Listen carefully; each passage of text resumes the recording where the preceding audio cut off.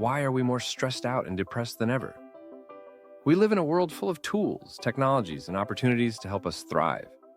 Yet so many of us feel overwhelmed and lack any sense of worth. Depression rates are soaring. Burnout is a common buzzword, and despite everything we do to better ourselves, it never feels like enough. Could it be that the very act of striving to improve is draining our self-worth? That our obsession with becoming the perfect version of ourselves is doing the opposite of what we hope? In this video, we're unpacking how running behind self-improvement might actually be a trap. Together, we'll explore why burnout and depression are the logical outcomes of a world that glorifies endless achievement, and how we can step off the hamster wheel to reclaim self-worth, joy, and a sense of wholeness. The modern paradox of freedom. We live in an era of unprecedented freedom. We can choose from thousands of career paths, pick from millions of books to read, scroll through endless streaming services, and explore any corner of the world with just a plane ticket. It's a privilege previous generations could only dream of. But here's the catch. This freedom comes with a hidden cost: the overwhelm of too many choices. This is commonly called the paradox of choice. The more options we have, the harder it becomes to decide, and the less satisfied we feel with the choices we make. It's like standing in the middle of a giant buffet with hundreds of dishes. Instead of enjoying the abundance, we're paralyzed by indecision or consumed by the fear of picking the wrong thing. This plays out everywhere. Picking a career?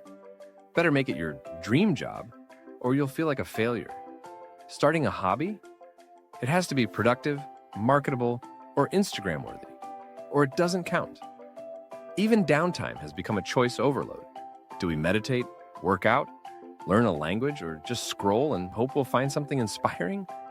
It's exhausting. More freedom should make us feel empowered, but instead, it often leaves us more stressed and dissatisfied. And here's why. In a culture obsessed with achievement and self-improvement, every choice feels like a test of your worth. And when every choice feels like a ladder to some unattainable ideal, we keep climbing and climbing until we're drained of any self-love that we could hold for ourselves. Our culture fuels stress. Our society runs on constant perfect progress. Though this drives innovation and growth in the world, on an individual level, it's so exhausting. The push to do more, be more, and constantly outperform creates a culture where rest feels like laziness, and self-worth is tied to output. Living in an achievement society. We're praised for working overtime, glorified for hustling, and admired for squeezing every ounce of productivity out of our day. From fitness trackers to productivity apps, we've turned our lives into one big self-monitoring project.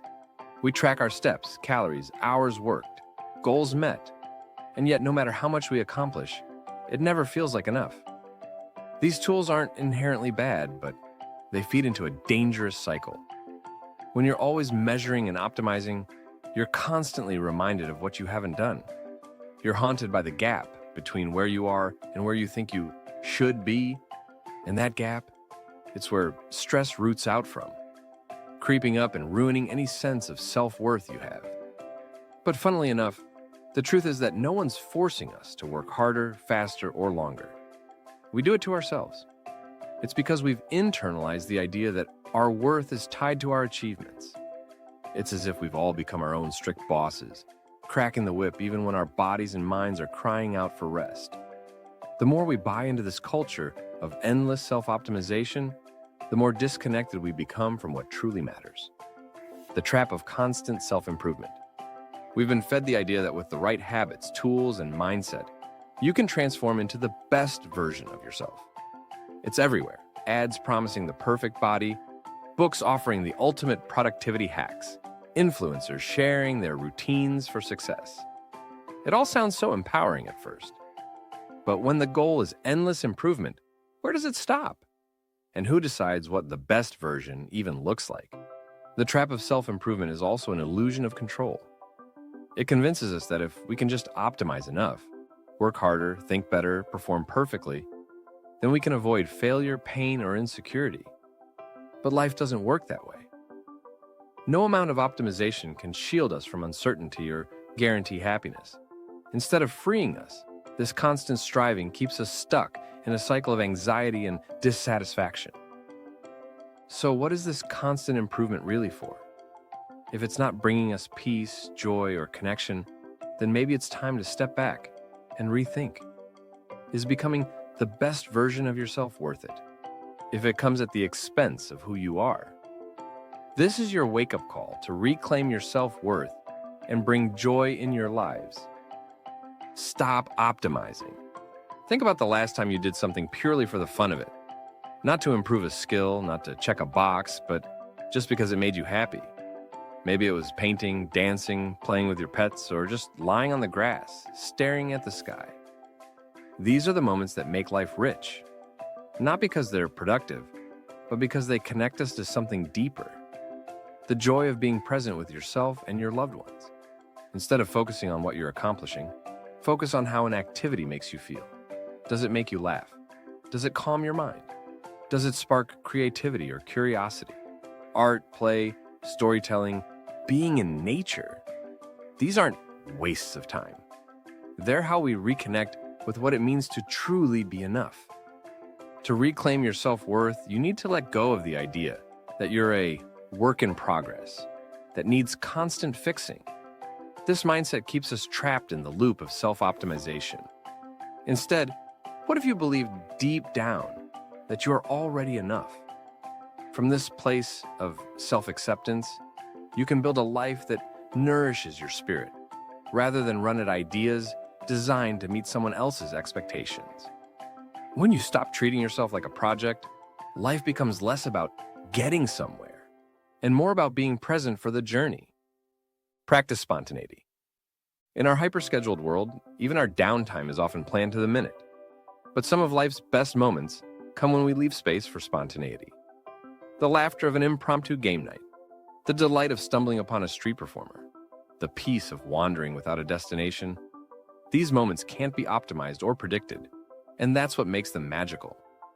Leave gaps in your day or weekend to do nothing and see where it takes you. It might feel strange at first, but play and exploration are essential for emotional balance. Expand your interests, shifting focus from self-criticism to engaging with the world around you. Instead of overthinking your own progress, dive into something that fascinates you. Learn about different cultures, explore nature, or try a completely new hobby without worrying about being good at it. Choose one activity this week that you've never tried before. Visit a museum or cook a dish from a different cuisine. Engaging with the world in these ways reminds us that life is about connection and discovery, not constant evaluation. When we stop obsessing over outcomes and start focusing on experiences, we reclaim the freedom to simply be. Self-worth isn't a thing we achieve.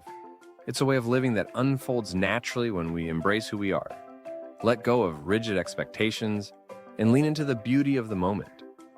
True worth comes from recognizing that our value isn't tied to what we do, but to how fully we embrace ourselves in our lives. Life isn't a race to some mythical finish line of perfection. It's a journey to be savored. When we let go of the need to constantly optimize and instead embrace the messy, imperfect beauty of simply being, we create space for joy, connection, and fulfillment. Choosing to reclaim your self-worth isn't about giving up. It's about waking up.